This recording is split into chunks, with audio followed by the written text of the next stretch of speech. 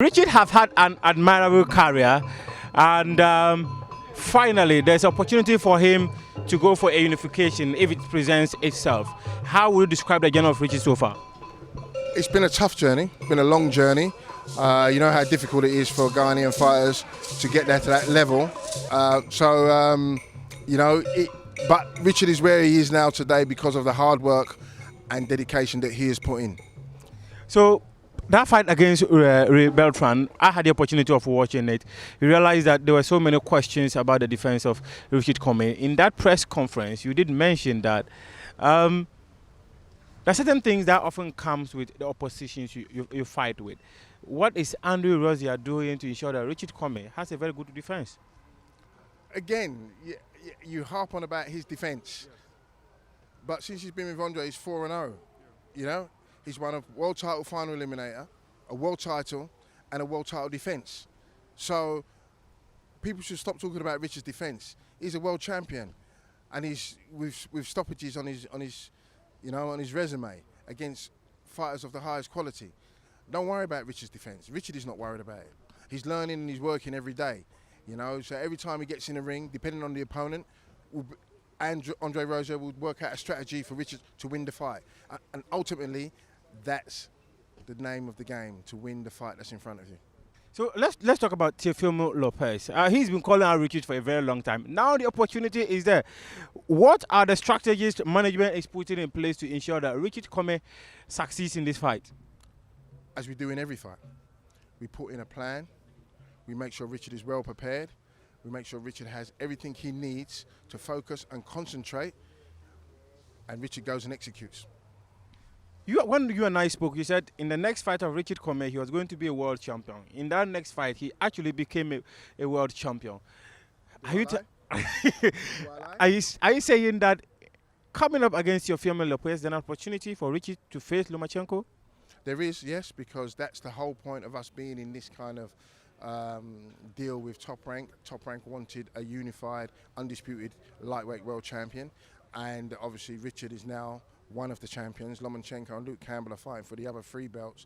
So it's an opportunity for the world to see a unified lightweight champion, which we haven't seen. And Pernell Whitaker, unfortunately, sadly, was the last lightweight undisputed world champion. So let's talk about this one, and that's definitely going to be my second but last question. There are people who say that the partnership with Top Rank is setting up Richard probably to go and lose against Lomachenko, just like we saw in that of Isaac Dogbe prior to. He did so well. He won the world title. He defended his title, but lost when it matters most against Navarrete. Is this a similar thing? And do you foresee that Richard Comey is probably in that similar trap? You have to trust me that I know what I'm doing. You have to trust me that I know what I'm doing. Richard Comey is a world champion because of the strategies and the rows that we have put in front. Yeah? So when people set traps, you learn from experience. We learn from our experience from Robert Easter Jr. Now Richard is a world champion.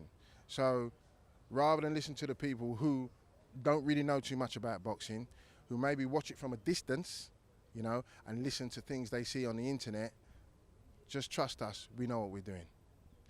You got so emotional talking about how you've not had support from government.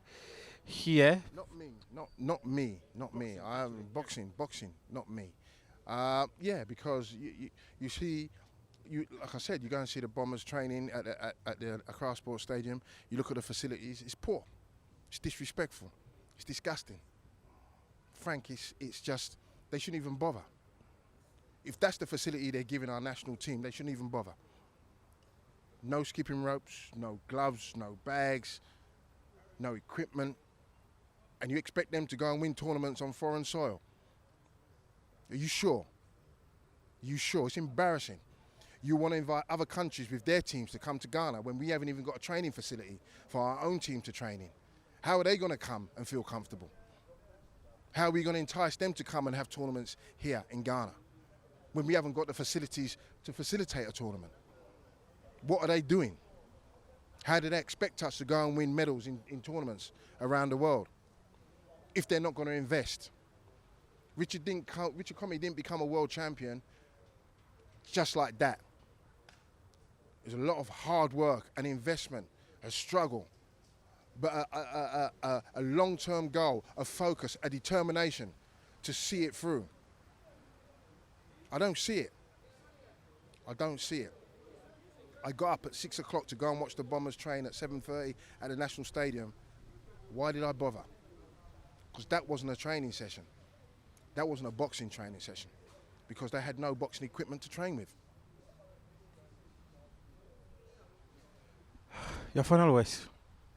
My final words are to you, the reporters, to you, the press, and to the Ghanaian people. Help us to help you, to help the boxers, to help the boxing fraternity in Ghana. They need help. They need support. They need investment. We have an opportunity to create more Richard Comeys. We have an opportunity, while Richard Comey is a world champion, to use him as a shining light for the youngsters who aspire to him, to want to be like him, to want to travel the world and see different cultures and see different places and train with different trainers and do all these kind of things. We want our other boxers to do that and raise the flag of Ghana high in America, in UK, in Europe, in Asia, wherever. But you don't get that by sitting at home and pointing fingers. You get that by getting off your backside and going to work. Thank you very much.